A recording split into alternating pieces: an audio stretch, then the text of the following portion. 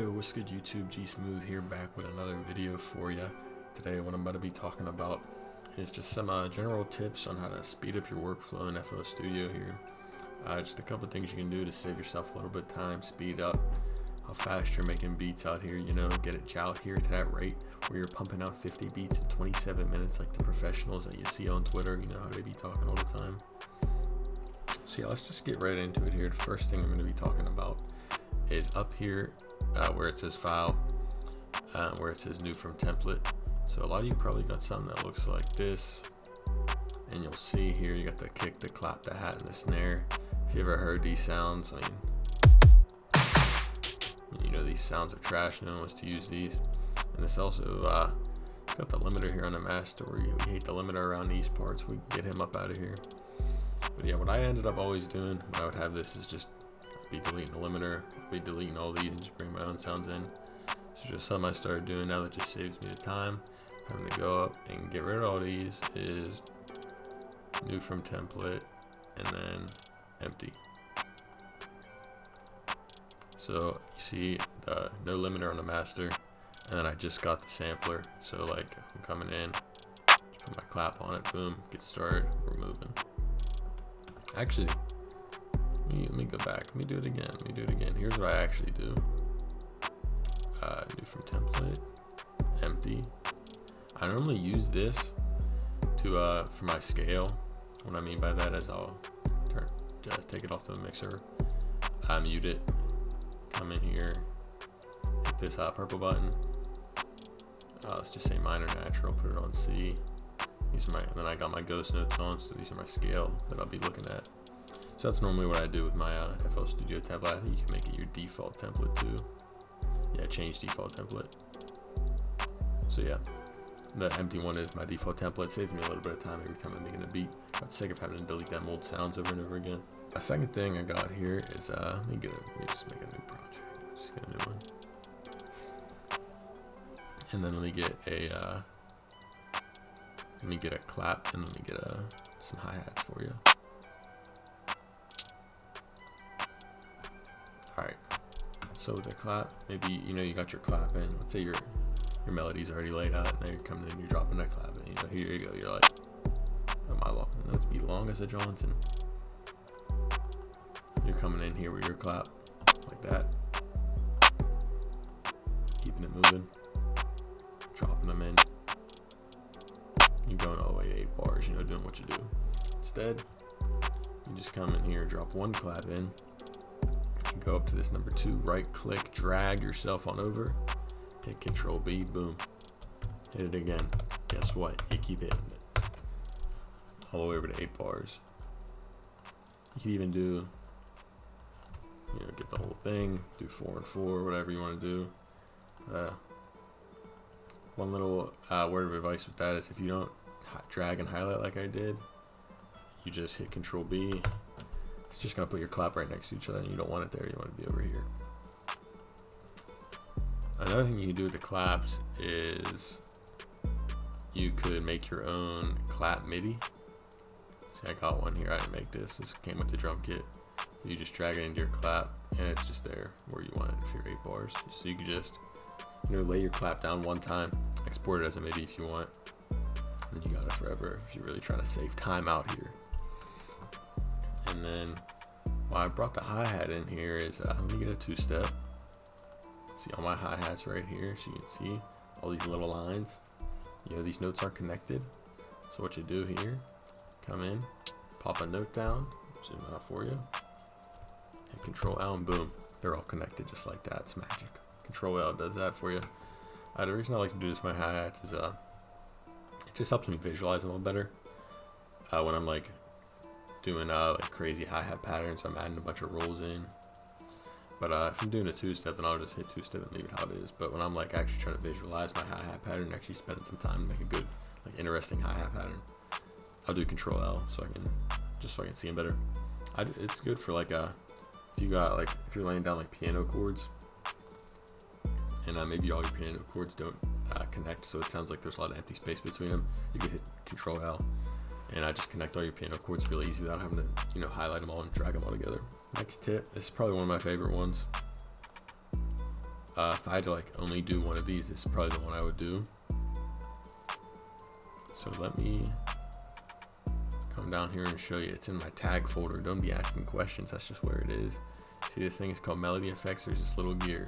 So if you would take a look here to mixer 3, channel 3, I'm gonna drag it on. You'll see there's nothing here on 3. I'm gonna drag it on 3, and boom, just like that, out of thin air, got all these effects.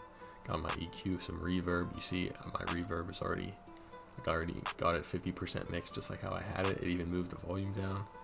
You know, like it doesn't just bring them in; it brings them in how I had them. So how you do this is first, you know, load it up with all the effects you want.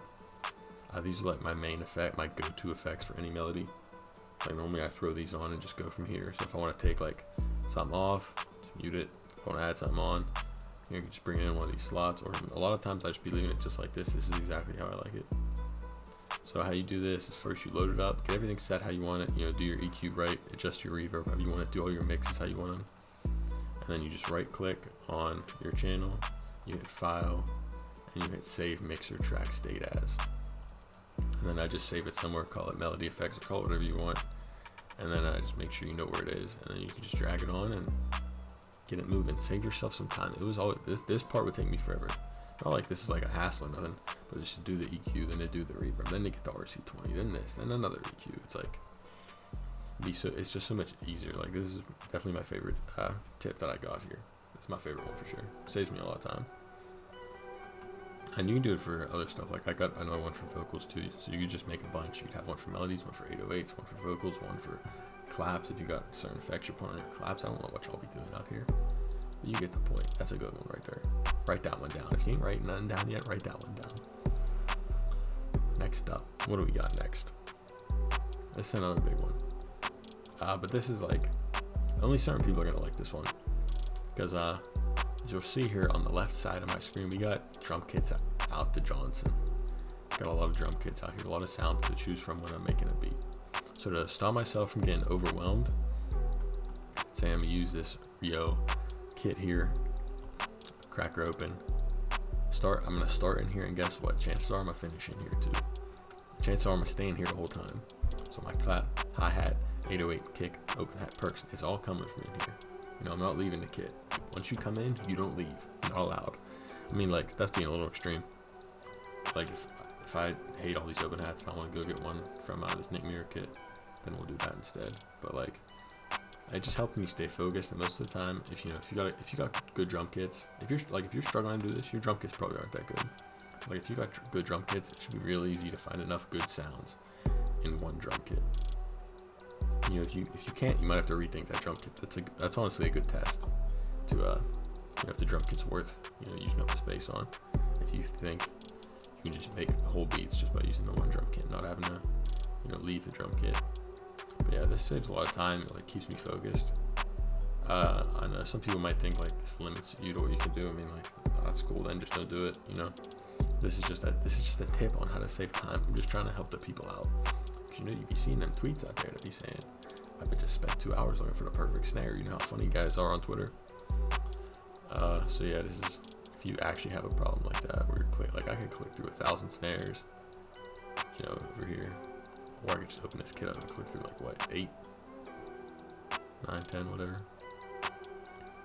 And this also applies if you're using a plugin.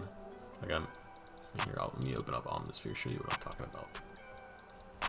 Alright, here we are in Omnisphere. So this is good if you're using a plugin that's got like different banks. So you know, you got Omni Banks out the ass over here. So let's just pull this Gitbo one. So same thing. I'm gonna try. Normally I'll just go through. Normally I have no direction when I'm making my beats. So I'll just go through, say I'm like, alright, we'll try a pluck. Click on one. And it's like, alright, make a melody with the pluck. Alright, now I think a pow beat. Alright, let's just pick one of these. Chances are, like, I mean, same thing like I was saying, if it's a good Omni Bank, you should have no problem doing this. You know, if you're going through and you just click through like 15 bell sounds looking for a bell in the same bank and they all suck, I mean, then the bank sucks, so you can't get one good bell sound, you know what I'm saying? So this just helps to save time, keep me focused. You could say it's like limiting yourself, and like, alright, that's cool, just, you know, and you don't have to do it. I just think it helps me save time, because like, you know how many sounds are on Omnisphere, and like, Yeah, the perfect sound might be out there, but I'm not going to spend 3 hours looking for a sound that's going to make my beat just a slight bit better, and the artist probably won't even care anyway. You know what I'm saying? So I'm gonna stick to using this strategy. I do it like pretty much every time.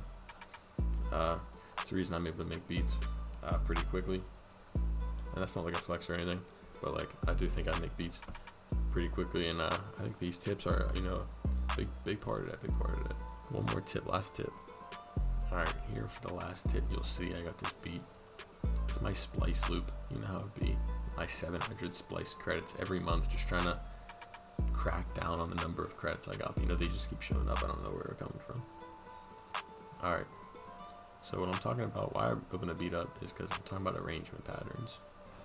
Unless I'm making a beat unless I'm working directly with an artist, all right, unless I'm working directly with them, like I'm making a custom beat or whatever, I don't think you really should be paying too much attention to your arrangement. I see a lot of it on Twitter, people talking like arrangement's the worst part of the beat. Like, or I don't know, arrangement ain't fun to me. It's just something you gotta do. So I think it's good to have just a basic arrangement pattern that you can just like kind of do on every single beat, just so you're not sitting here like trying to figure out different ways to arrange the beat. Because honestly, if an artist isn't happy with the way the beat's arranged, guess what? They can buy the track outs then. Just made you a little bit of extra money. You're welcome. So what I do for mine is, let me take the face cam off because you probably can't even see it. I'm gonna cut the face cam. All right, I disappeared. Now you can see what I'm talking about. I'll even go full screen for you. So we start here, 8-bar intro. And I come in. Everything after the intro, I go by like sets of 5. Like 5 sets of 8 bars, if that makes sense. So here's my first 2, 8 bars. It's just the melody again, all the drums in. Then in this case, I took the 808 out. I only had the snare and the hi-hat with a little bit of empty space in here. And then that's my next set. That's 1, 2, and then 3, 4. And then here's my 5th one. And it's just the melody with the drums hitting again, except I didn't bring the open head in.